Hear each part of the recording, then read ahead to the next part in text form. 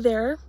I did promise in the first episode that I would share with you some of the stories of how God has revealed himself to me in some indisputable ways. And so I thought I'd start with one of the earliest ones. And that was during our first year of marriage. We've just had our 37th anniversary, so it was like, way back. But Dave and I were both going to the university, or Western Washington University, and I was getting an elementary degree, elementary ed, and he was getting a PE teacher degree, which he never did that. He went on to become a pastor. But at this time, I really wanted to make sure that he stayed in school, and he wasn't too concerned about it. I mean, he wanted to finish, but it wasn't as big to him as it was to me. And we had bought our first house. So actually, we must have been married about 2 years at this point. And we had, his tuition was due, and it was $160. We didn't have $160. We didn't have $100 at that point. We'd been trying to save, but we just bought a house, and you know how you have all those little extras that go with homeownership.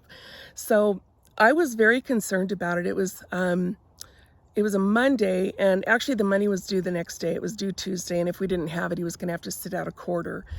Now, the previous quarter, Dave's mom had called and asked how we were doing and if we needed anything. And I actually started crying because we didn't have the money that month either. And so when she heard what I was worried about, she sent us a check for $160 so he could go that quarter. So when this next quarter came along and we didn't have it, then Dave said to me, we are not going to ask either of our parents for this tuition money. And he said, I know either of them would give it to us, but we have to start doing this on our own. So either we have the money or we don't. And so when this Monday came and I reminded him that we had to have that $160 by the next day, he said, I'm not worried about it. I've been praying and I know that God's going to provide it.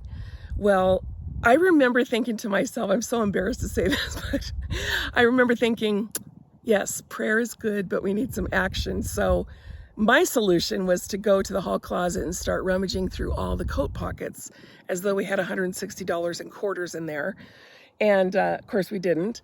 So as I'm in there searching frantically and looking through my drawers and, everything, anywhere I could think that we had stuffed some money, which we didn't do, Dave said, oh, by the way, your mom called and invited us to dinner tonight. And I thought, oh, this is going to be awesome because there's no way I can sit there and not have my mom know that I'm really bothered by this.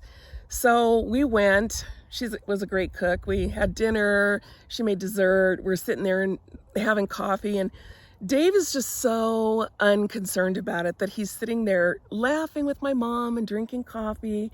And I remember just looking at him thinking, how can you be so relaxed? Because you're going to miss a whole quarter of school. It's going to put everything off. And as we're sitting there, my stepfather said to me, oh, you've got some mail. Now, I had lived there for probably 2 years before I went up to Western to finish my degree. I'd gone to the University of Washington, and then I was switching over after a few year hiatus. So I lived there a couple years, and I had worked at the Bon, which is now defunct, but it was kind of like Macy's. In fact, they all are Macy's now, the stores where we used to have the Bon. I was a security officer, and that was a lot of fun. Maybe I'll have some stories about that at some point.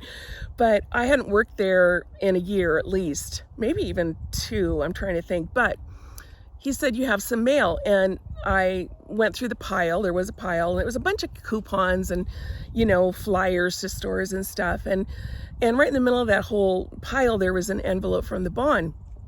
And I opened it up, and it was 2 pages. I looked at the first page, and it was just a bunch of legal jargon. I didn't know what it was. And so I handed it to my stepdad, and I said, do you know what this is talking about?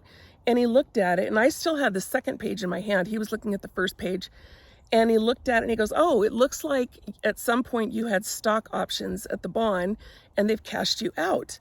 Now, I don't remember having stock options at all. I mean, if they told it to me, honestly, I probably wouldn't have thought anything of it or forgotten, but I don't remember that at all.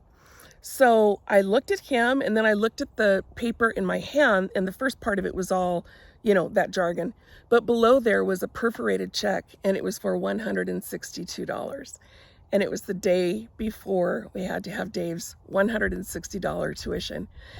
And I just love that. I have another one that I'll tell you that also was what we needed plus $2 more. I don't know. I always felt like that was God's way back then when things were cheaper of saying, here's the money you need and go get yourself a hamburger or something. But I have always loved that story because for a couple of different things. I mean, one, it showed that we can't do things in the flesh that only God can do through his power and in his spirit.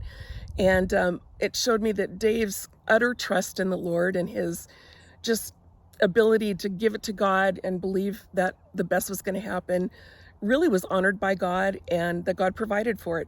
And then I think back on the fact that all those years back, because I worked at the bond from the time I was 19, I think, as a security officer, that somewhere back then, God knew that this stock option thing was going to be in the works. And even though I forgot it, he did not. And it turned out to be exactly what we needed the moment we needed it. I don't know. That's just one of my favorite stories. So I will have more like that, but that's it for now. Thanks so much. Bye.